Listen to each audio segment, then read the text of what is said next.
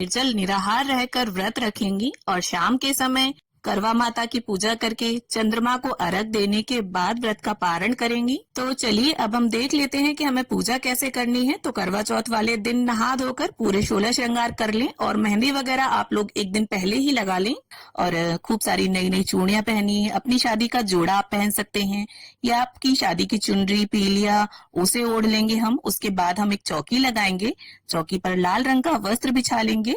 अब हम चौकी पर करवा चौथ माता को विराजमान करेंगे।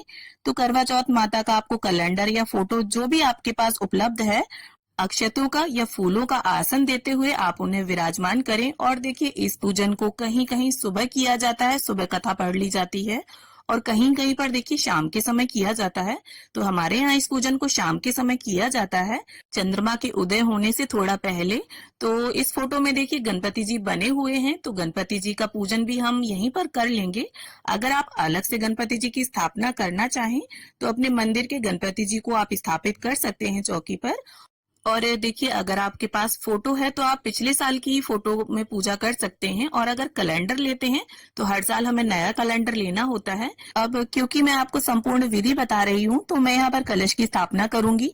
बहुत से लोग करवा चौथ के व्रत में कलश की स्थापना करते हैं और बहुत से लोग कलश की स्थापना नहीं करते हैं। तो अगर आपके यहाँ कलश स्थापित किया जाता हो तो आप कलश की स्थापना जरूर कीजिएगा, और नहीं की जाती है तो इस विधि को आप स्किप कर सकते हैं। तो चावल से मैंने यहाँ पर अष्टदल कमल बना लिया है। उसके बाद हम एक तांबे का या पीतल का कलश लेंगे। कलश में एक स्वास्तिक बनाना है हमें और कलश के कंठ पर मोली बांध लेनी है। अब कलश के अंदर सबसे पहले हम गंगा जल डालेंगे। इसके बाद कलश को शुद्ध जल से भर लेंगे। हल्दी सिक्का सुपारी अक्षत कलश के अंदर डाल देंगे और अब हम इसमें आम के पत्तों को सजा लेंगे। देखिए अगर आपको आम के पत्ते ना मिले तो आप यहाँ पर अशोक के पत्ते भी प्रयोग कर सकते हैं। अब इसके बाद चावल से भरी हुई प्लेट हमें रखनी है, ढक्कन रख देंगे हम इसके ऊपर।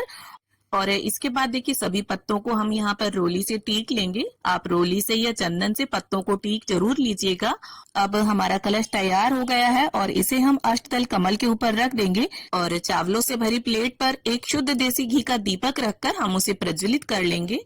अब हमें गेहूं की छोटी छोटी 2 ढेरियां लगानी है और इस तरह से देखिए हमें 2 करवे चाहिए होंगे। तो जो अकेले पूजन करता है उसे 2 करवे चाहिए होते हैं। इस तरह से होल होता है करवे में।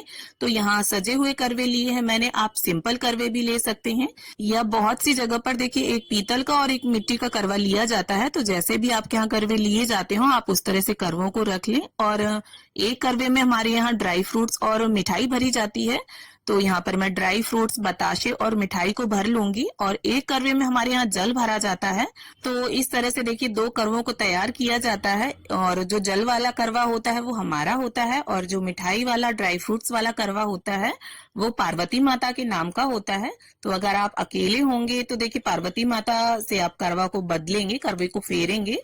तो देखिए जो जल वाला करवा है उसमें हमें कॉटन लगा लेनी है और बहुत सी जगह सींक लगाए। और इस जल वाले करवे से हमें चंद्रमा को अर्घ देना होता है। तो इसमें मैंने चांदी का सिक्का डाल लिया है, आप चाहें तो इसमें छल्ला भी डाल सकते हैं चांदी का। अब इन करवों को हम ढक्कन से बंद कर देंगे और गेहूं की ढेरी के ऊपर करवों को स्थापित कर लेंगे। तो इस तरह से हमारे दोनों करवे तैयार हो गए हैं। अब गंगा जल और फूल की सहायता से सभी को हम छींटा दे देंगे स्नान की भावना से और वस्त्र की भावना से। यहाँ पर देखिए हम सभी को कलावा अर्पित कर देंगे। करवा माता को यहाँ पर लाल रंग की चुनरी मैं समर्पित कर दूंगी। तो नवरात्रि में जो चुनरी आती है ना हम वही ले लेंगे और करवा माता को इस तरह से उड़ा देंगे। अब इसके बाद गणपति जी का, करवा माता का, चंद्रदेव का, सूर्य देव का और फोटो में जितने भी देवी देवता सभी विद्यमान हैं सभी को हम तिलक कर लेंगे। तो देखिए क्षेत्र के हिसाब से करवा चौथ की जो पूजन विधि है उसमें थोड़ा बहुत फर्क हो जाता है। तो अगर आपके घर पर कोई बड़ा बूढ़ा बताने वाला ना हो तो आप इस विधि से देखिए पूजन कर सकते हैं। और देखिए अगर आप 2 जन पूजा कर रहे हैं तो कुछ रिश्ते ऐसे होते हैं जिनमें आपस में करवे बदल लिए जाते हैं, तो वो भी मैं आपको आगे बता दूंगी। और ऐसे में देखिए अगर 2 लोग पूजा कर रहे हैं तो आपको एक ही करवा अपना तैयार करना होगा, 2 नहीं करने होंगे। तो यहाँ पर गणपति जी को हमने जनेऊ समर्पित कर दिया है और अगर आपके डेकोरेटेड करवे हैं, लेस लगी हुई है, तो आप चाहें तो कलावे को कंठ में बांधे करवों के, और अगर ना बांधना चाहें तो ना बांधे। यहाँ पर मैं बांध रही हूँ और इसके बाद करवों को भी हम टीक लेंगे और जो दीप कलश हमने तैयार किया है तो दीपक का भी हम पूजन कर लेंगे और गणपति जी को यहाँ पर गुड़हल का पुष्प, धूप घास हमने अर्पित कर दी है। और इसके बाद देखिए जो भी पुष्प हो आपके पास आप वो सभी को समर्पित करें, और अगर पुष्प ना हो तो बिना पुष्पों के भी देखिए पूजन किया जा सकता है। अब करवा माता को यहाँ पर कुछ सुहाग का सामान हम भेंट कर देंगे, तो इस तरह से करवा माता को छुवाते हुए हम उन्हें समर्पित कर देंगे और यहाँ पर एक बिंदी निकालकर हम करवा माता को लगा देंगे।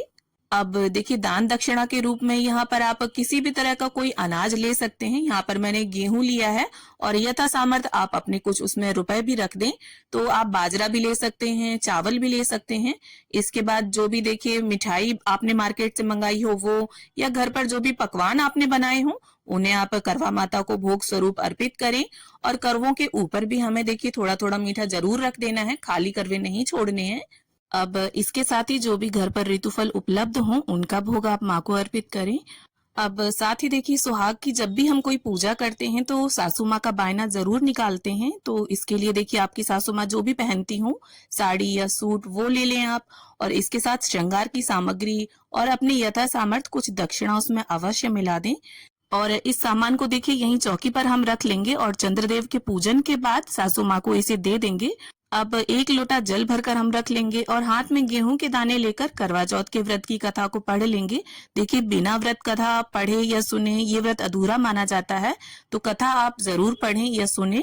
और देखिए अगर साथ में आपके कोई पूजन कर रहा है तो कोई कथा पढ़ता है, कोई सुनता है, काफी अच्छा लगता है।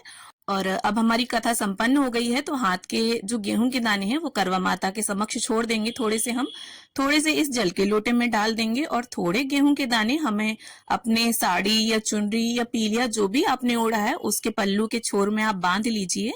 और जब चंद्रदेव को अर्घ देंगे हम, तब ये गेहूं के दाने अपने कलश में डालकर चंद्रदेव को अर्घ देंगे। अब देखिए बहुत सी जगह पर करवा चौथ की व्रत कथा दिन में पढ़ी जाती है और बहुत सी जगह शाम को। तो अगर आपके यहाँ दिन में पढ़ी जाती हो कथा तो इस जल के लोटे को आप सूर्यदेव को अर्घ दे दें, और अगर शाम को पढ़ी जाती हो तो चंद्रदेव को जिस कलश से हम अर्घ देंगे उस जल में इसे मिला लीजिए और सासू माँ के बायने को आप मिनस कर रख दीजिए। और साथ में जिस छलनी से आप चंद्रमा को देखेंगे वो छलनी भी यहीं पर रख लीजिएगा।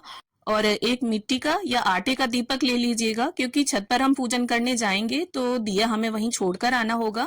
और छलनी नई होना जरूरी नहीं है, अगर पिछले साल की है तो उसे भी आप यूज कर सकते हैं।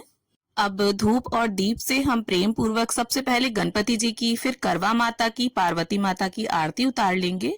और दीप कलश का दीपक हमें नहीं उठाना है, आप अलग से दीपक जलाइए। और देखिए चौथ की जो तिथि होती है उस पर गणपति जी का पूजन विशेष रूप से किया जाता है, तो आप गणपति जी की आरती सबसे पहले गाइए।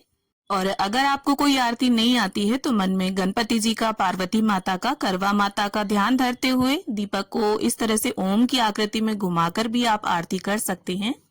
अब इसके बाद देखिए हमें करवों को फेरना होता है, तो इसमें से जो जल का करवा है वो हमारा है और जो मीठा करवा है वो पार्वती माता के नाम का है।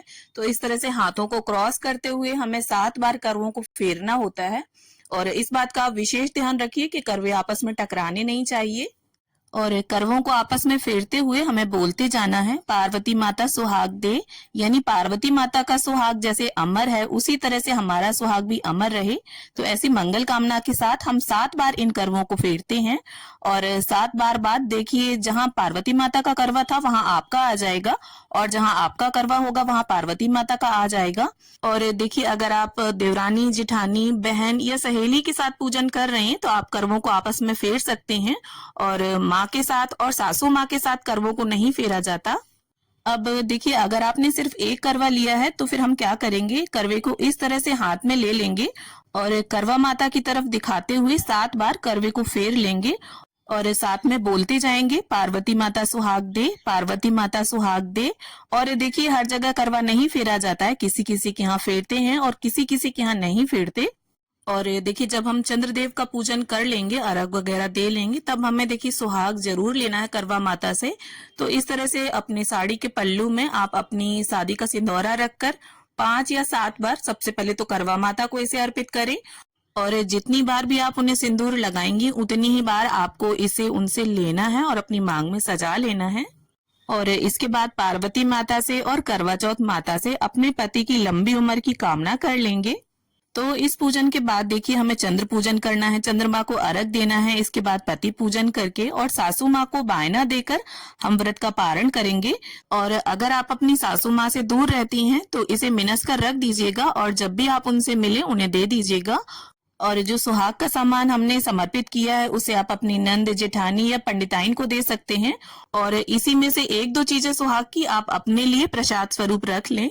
और देखिए अगर आपके साथ आपके बड़े बुजुर्ग रहते हैं तो बहुत अच्छी बात है, सभी के चरण स्पर्श करें और अपने से बड़ों का आशीर्वाद लें। तो फ्रेंड्स, करवा चौथ व्रत की ये पूजा विधि आपको कैसी लगी कमेंट करके जरूर बताना। और अगर आपको ये वीडियो थोड़ी भी यूजफुल लगी हो, थोड़ी भी पसंद आई हो तो प्लीज वीडियो को लाइक करना और मेरे साथ जुड़े रहने के लिए, इसी तरह की वीडियोस देखने के लिए मेरे चैनल को सब्सक्राइब जरूर कर लेना। करवा चौथ माता की कृपा आप सभी पर सदैव बनी रहे, इसी कामना के साथ